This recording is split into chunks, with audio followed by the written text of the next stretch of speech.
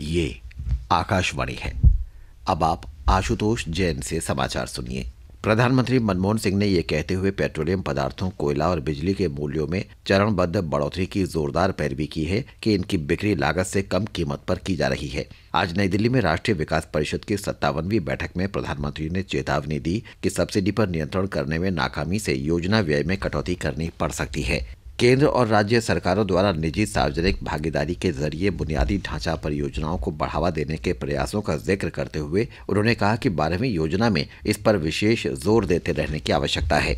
Doctor Manmohan Singh ने देश के समावेशी विकास के लिए सभी राज्यों से सहयोग मांगा।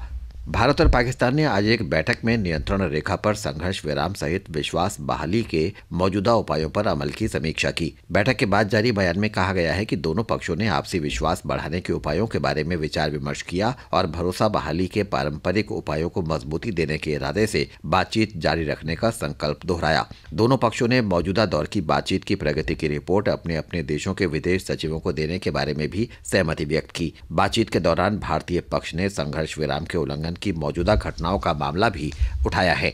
उच्चतम न्यायालय ने कहा है कि दुष्कर्म से जुड़े मुकदमों की सुनवाई कानून के तहत निर्धारित समय सीमा 2 महीने के भीतर पूरी हो जानी चाहिए। न्यायालय ने वर्तमान मानदंडों का कठोरता से पालन करते हुए सुनवाई अदालतों को आदेश दिया कि वे अनावश्यक लंबे स्थगनों के जरिए मामले को लटकाने की कोशिशों को खारिज कर दें। न्यायमूर्ति स्वतंत्र कुमार और न्यायमूर्ति फकीर मोहम्मद इब्राहिम कलीफुल्ला की खंडपीठ ने यह फैसला दिल्ली दुष्कर्म मामले से 10 दिन पहले 6 दिसंबर को ही सुनाया था। स्वास्थ्य मंत्री गुलाम नबी आजाद ने कहा है कि दिल्ली दुष्कर्म पीड़िता की हालत सिंगापुर के माउंट एलिजाबेथ अस्पताल में स्थिर रहने की खबर है। सिंगापुर में भारतीय उच्चायुक्त ने कहा कि पीड़िता के परिवार को हर संभव सहायता दी जा रही है। राजधानी दिल्ली में युवती के साथ सामूहिक दुष्कर्म के मद्देनजर महिलाओं को बेहतर सुरक्षा की मांग करते हुए आज लोगों ने इंडिया गेट की ओर मार्च किया।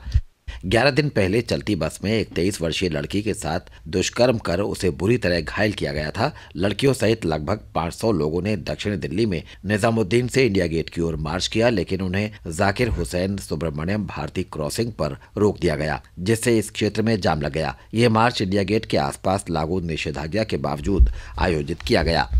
गृह मंत्रालय से संबद्ध संसदीय स्थायी समिति ने दिल्ली में सामूहिक दुष्कर्म की घटना पर आज दिल्ली पुलिस प्रमुख से पूछताछ की और अधिकारी स्तर पर रिक्त पदों और गश्ती वाहनों की कमी पर चर्चा की। महिला कांस्टेबलों की कमी पर पुलिस प्रमुख नीरज कुमार ने कहा कि जल्द ही और महिला कांस्टेबलों की भर्ती की जाएगी। दिल्ली की एक अदालत ने 23 दिसंबर को इंडिया गेट के पास हिंसक विरोध प्रदर्शन में कथित रूप से शामिल 2 आरोपी युवाओं की अर्जी पर आज दिल्ली पुलिस की अपराध शाखा और दिल्ली मेट्रो रेल कॉरपोरेशन को फिर नोटिस जारी किया है। अपराध शाखा और मेट्रो रेल ने अदालत के कल के नोटिस का कोई जवाब नहीं दिया था। मणिपुर में कल मध्य रात्रि से राज्यव्यापी 18 घंटे के बंद से जनजीवन प्रभावित है। बंद समर्थक चंदेल छेड़छाड़ मामले और घाटी के सभी 4 जिलों में आज सवेरे 6 बजे से लागू 12 घंटे के कर्फ्यू का विरोध कर रहे हैं। ये जिले हैं इम्फाल पश्चिम, इम्फाल पूर्व, विष्णुपुर और थाउबल। बंद का आह्वान करने वाले फिल्म, नाटक और संगीत तथा सिविल सोसाइटी संगठन चंदेल मामले के आरोपी NSCN आइजैक मुइवा के स्वयंभू लेफ्टिनेंट कर्नल RT लिविंगस्टोन के गिरफ्तारी की मांग कर रहे हैं।